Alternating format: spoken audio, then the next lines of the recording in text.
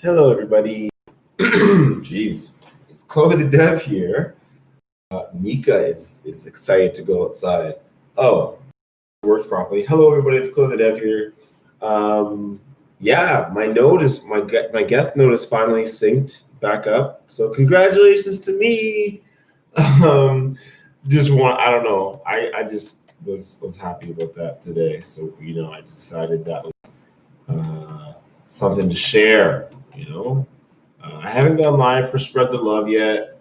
Um, I've been so busy today. I have not gotten enough done. But what I have done today is I was reading this paper um, written by Maria Paula, and okay, I'm gonna butcher this name probably, and Stina Gustafsson. Okay, well, Stina Gustafsson and Fanny Lugaubay.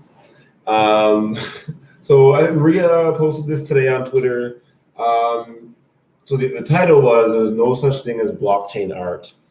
Um, so obviously it's an opinion piece, I suppose, but it's kind of a research paper because it digs into why, obviously, what is blockchain art, what is the history of blockchain art, and so it talks about there's no such thing, like what is blockchain art, how do you define blockchain art. That's kind of where I am on page 11 right now. So I'm hopefully getting through this in the next 20 minutes. Getting through the next 20 or so pages over the next hour or so. And then like blockchain use cases for digital art, just talking about, how can it be used, gaming. I think one of the coolest things we've already seen happen, collectibles and digital art we're seeing now, I guess. Licensing, we see a little bit, and obviously, and not so much, I'd say, which I hope to see more of. Then self-enforcing royalties, like personal tokens, I guess, is what I'd see. But also, just you see that in DeFi a lot already. So I was reading through the paper. Some of the key points I took away were some of the parts about.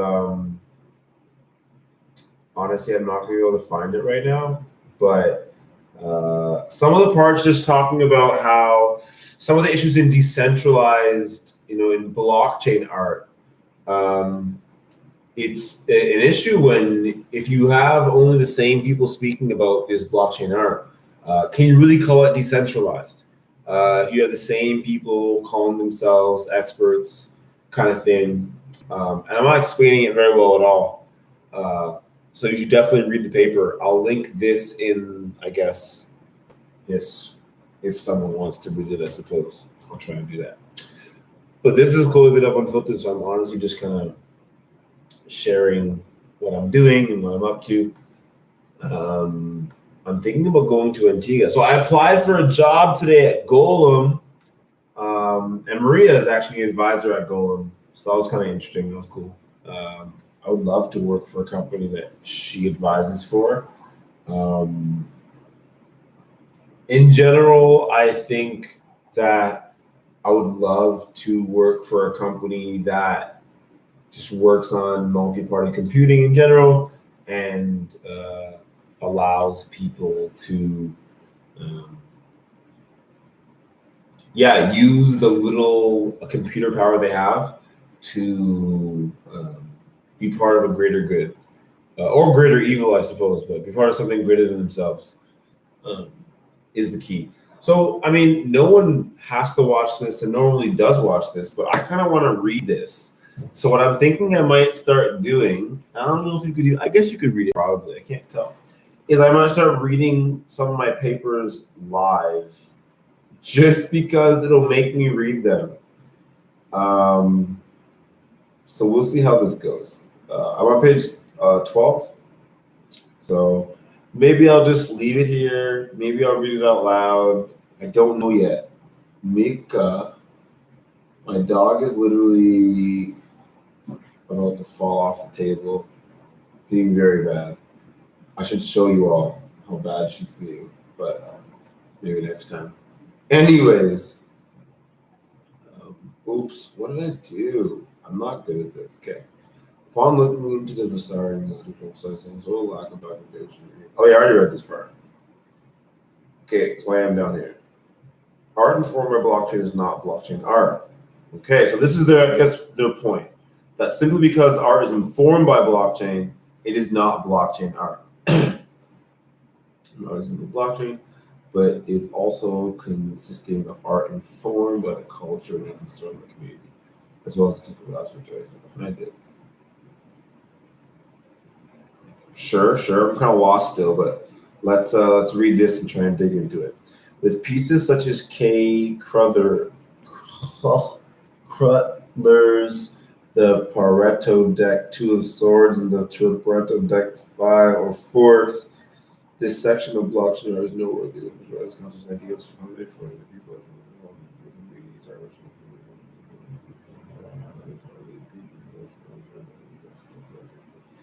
Okay, that's kind of cool. I mean, I definitely see a lot of this in crypto voxels, where you see the cross section of like art and blockchain. You see a lot of virtual reality galleries and galleries paying homage to video games and different computer science topics, which is kind of really cool. And obviously, it bridges that gap and showcases these complex topics to artists of all types.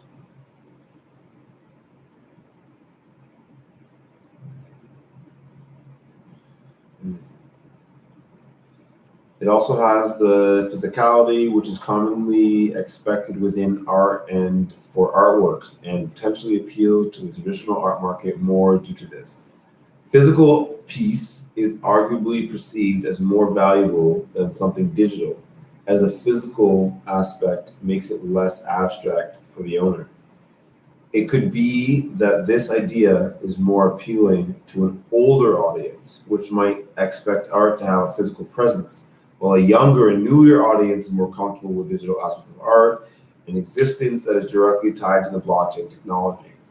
And I think this also speaks to how big, NFTs are right now and digital art is, because, younger generations seem to be okay with art being only digital or art being only sound. Or not even sound in terms of music. I mean sound like live performance, and not music. I mean like creating ambient noise on a one-time event, and that is your art. And maybe you could tokenize that event and maybe catch some of the visual representations of that. Like recently, they had a representation of the Bitcoin price, and it changes with the art. And I thought that was super cool, such a cool way of, bringing the price of Bitcoin to the mainstream art market. And so people that might never care about Bitcoin before now care about at least the idea that cryptocurrency is a thing. They're learning about blockchain and what it is as an idea. And I think that's kind of the idea here, was where art and blockchain does have a market together, and it works. I'm tired today. But there's blockchain art out there. Blockchain use cases for physical art case study.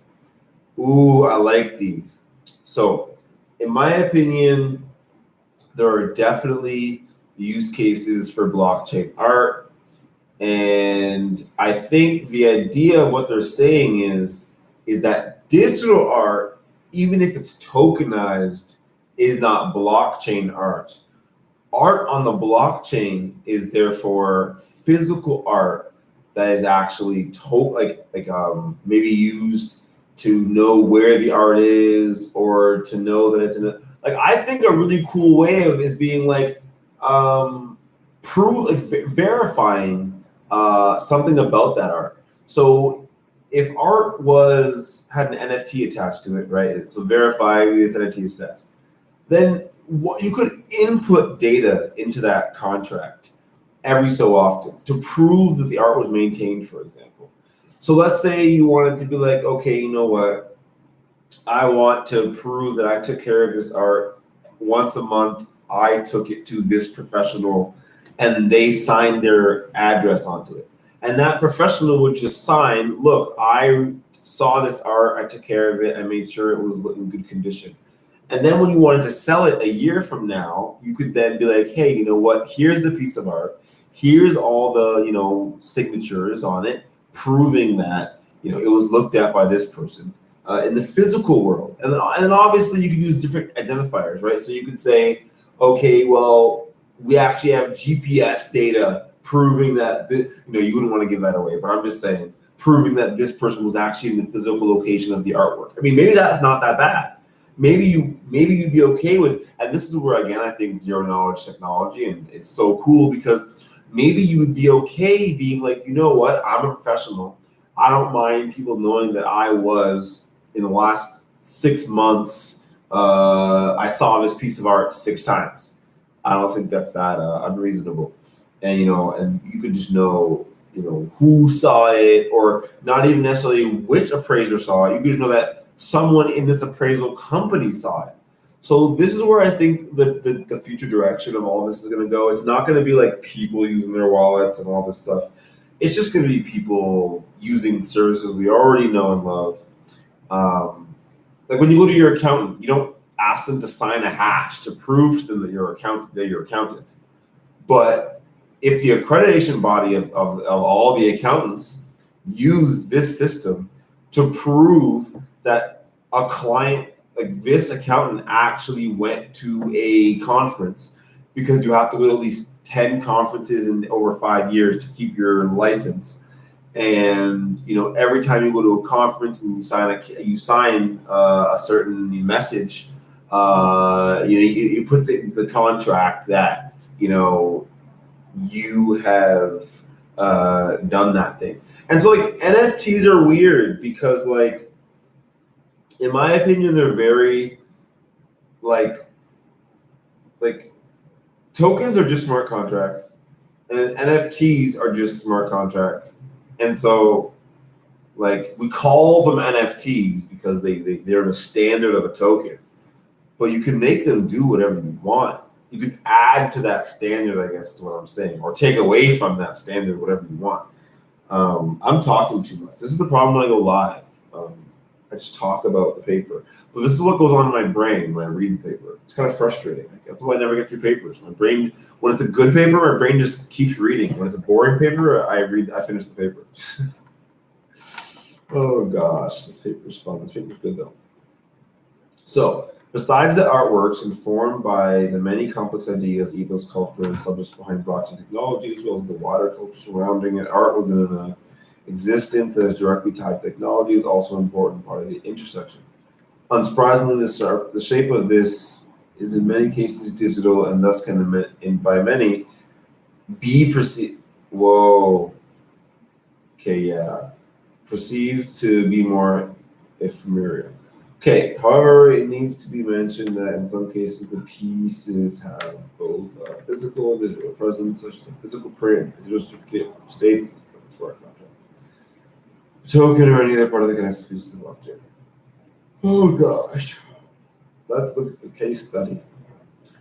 Arguably works with both a physical and digital blockchain presence, need to be able to combine both these elements in a way which shows understanding for both communities. Commonly, the traditional art market has favored already known names such as such. See, I don't know any of these people. I'm gonna be totally honest. I am not. People keep saying, people think I'm like an NFT guru these days. I'm not. I don't know anything about NFTs. I know that CryptoKitties were a thing in 2017, and I thought they were dumb, and I wish I played, not because they went up in price, but because they definitely weren't dumb. I just was busy working, and so I was just jealous. And then I played Axie Infinity, and it was pretty fun. I'm a little bit too hardcore of a gamer for that, though. Okay, however, there's another community. Okay, I don't know any of these people, so that wasn't very helpful for me. But let's see where we get to.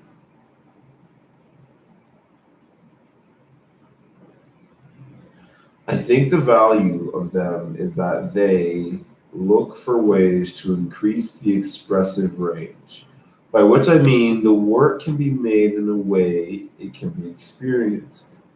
They also do create new markets, but also new ways for them to perceive and receive.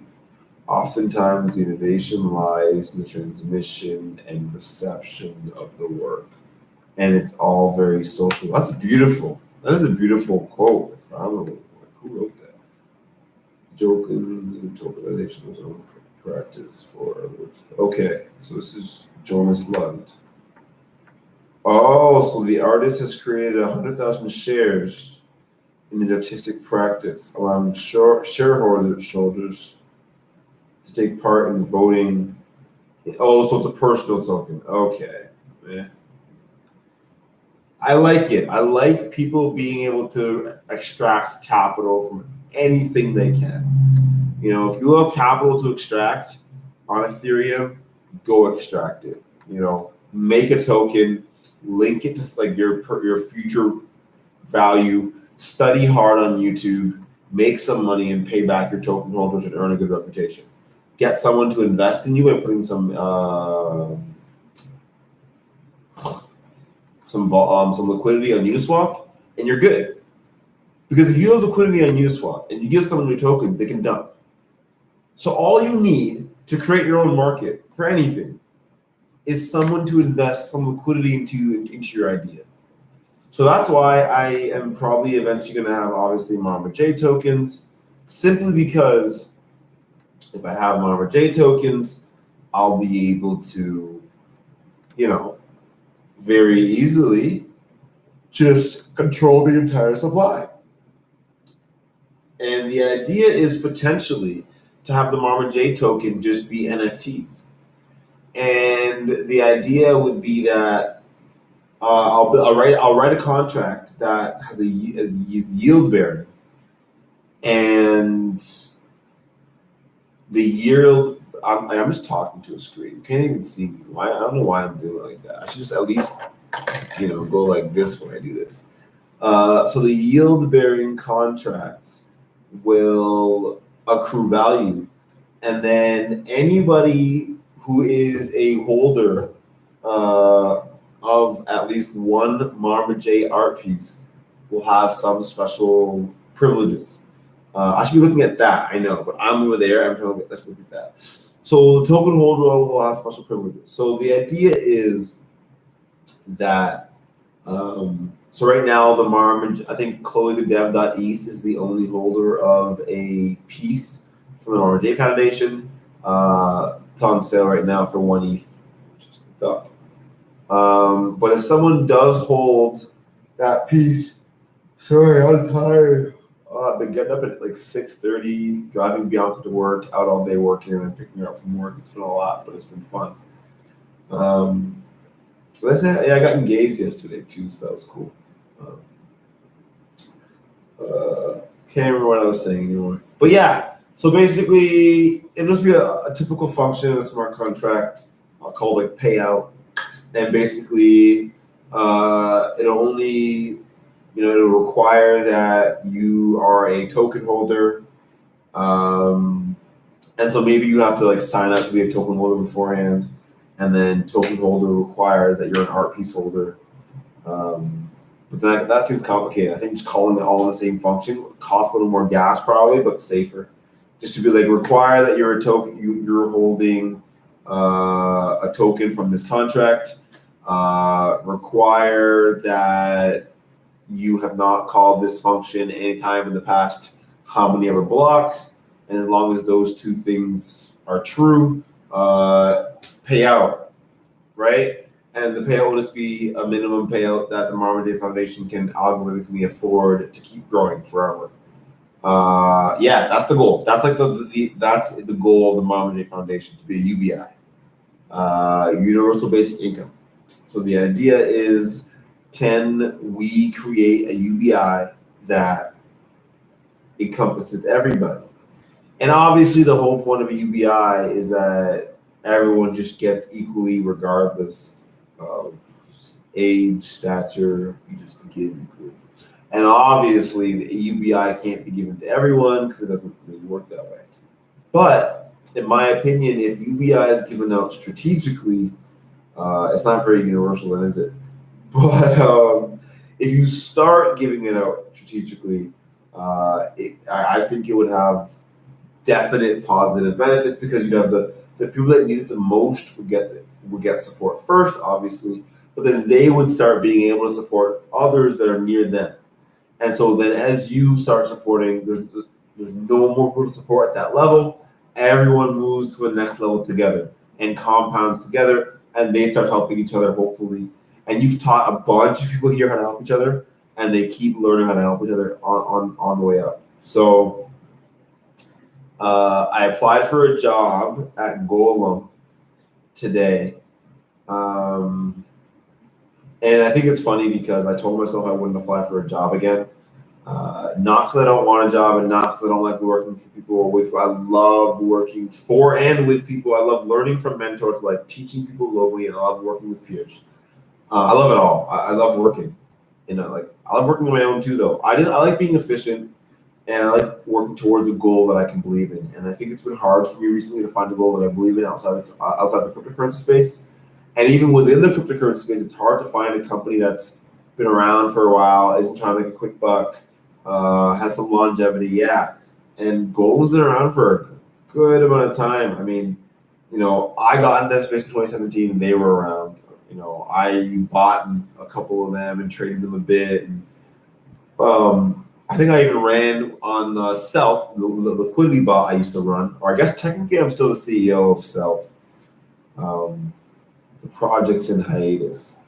But we used to do some volume for Golem, I think, and run some liquidity for them.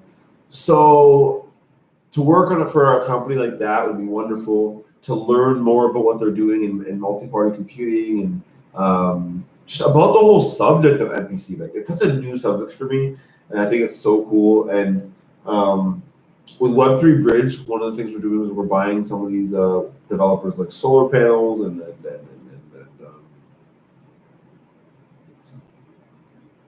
what's it called, computers and such. So part of the idea is if we can, sorry, I'm like thinking about three things at the same time right now.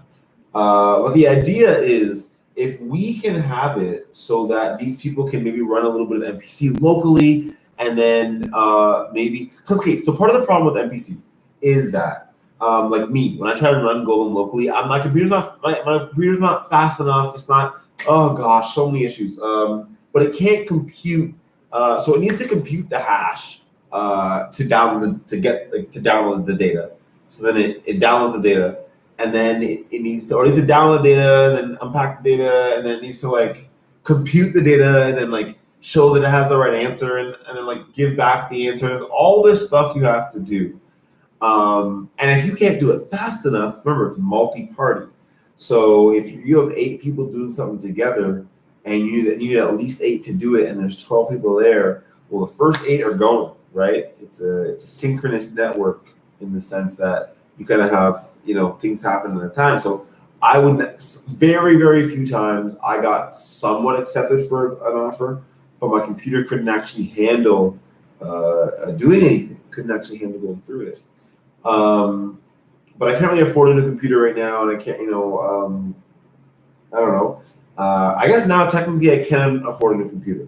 After the whole uni airdrop and all that stuff, I guess I could, but I'm trying to make sure that with my finances I have, that, the Mama J Foundation is set for a while and I'm set for a while. But obviously if I had a job, I could just really delve into the stuff and really get into MPC, and a job where I get to teach and help other developers to also dig into this stuff and really put their computing power to work would be so amazing. I would have so much fun. I'd learn so much. I would love doing the job, and I think I'd be good at it. I think I like talking to people. I like communicating with people. I'd probably have to become more professional in the role, and I think that I can be professional in the role. I think that I like this channel, and I wouldn't want to lose. Like, I think those are the things that worry me most about working for a company is the things that maybe I won't be able to do anymore. So like, are they going to be okay with me going live and being like this in front of the camera if I work for a company? Maybe, maybe not. I might not even get hired. I hope I get hired. But and even if I don't, or like I'm not saying I should or I deserve to be in any way, but I think I'd be a good fit for the role. And I guess I could, you know, I just want to help people, and so I think that I'd be able to help people a lot in that role, and that is what pushed me to actually say I'm going to apply. Also, Maria being an advisor, did definitely, provide some sort of, push to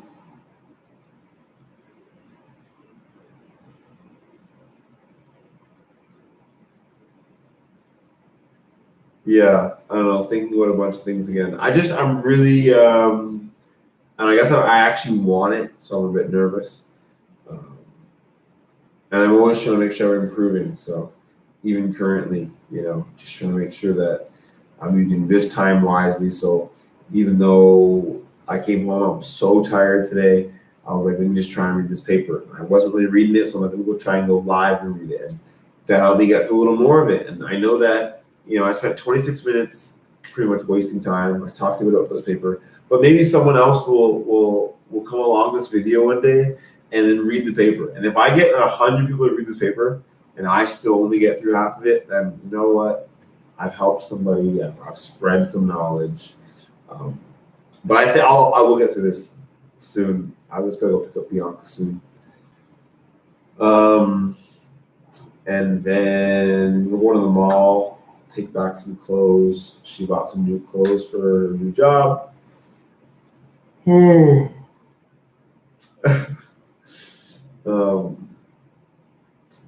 then back home. And then I think I'm just gonna relax tonight, finish off reading this paper. I have my board up, so with all my to-dos. But tomorrow got the EIPIP meeting, which should be fun. I do like that meeting a lot. I like, honestly, I really enjoy, like, Hutchins Jameson's voice is so calming. And he leads the meetings sometimes, usually, when he's free. But and the rest of the people in the group are so nice. I really enjoy being a part of the community in that way. And then I have consensus office hours, which I should go to. I kind of went through like 97% of the course in 1 week, and then I have not been doing anything since. But I guess that's because building is not really my forte. It's not really my thing. I've built things, I guess. I've put them on test nets. But I could never find enough drive to actually polish something up. I guess it felt too, like, maybe not egotistical, but it was too much ego for me, maybe. I didn't need to finish it. Who's going to use it? So why? The only reason to build it is for me to learn. There's more efficient things to learn to help other people. So let's go learn that. But I think with Golem, I just need a job where I can help. And therefore, every day, everything I learn is kind of just to help. If I have a project I have to do, it's to help a subset of people, or a group of people. And so I'm going to get off the live now, because when I'm live, I feel like I have to talk. And I want to read, not talk. So I'm actually going to read on my tablet probably, because I want to start doing that more often and get in the habit of it. So I bought a tablet for, so I could read papers more often and read more complicated stuff on a better device. So this was a bit weird. I wasn't sure what was going to happen in this live, but I did know that I kind of wanted to like record myself saying that I applied for the job, because for me that was a pretty big thing. Applying for jobs is not always easy.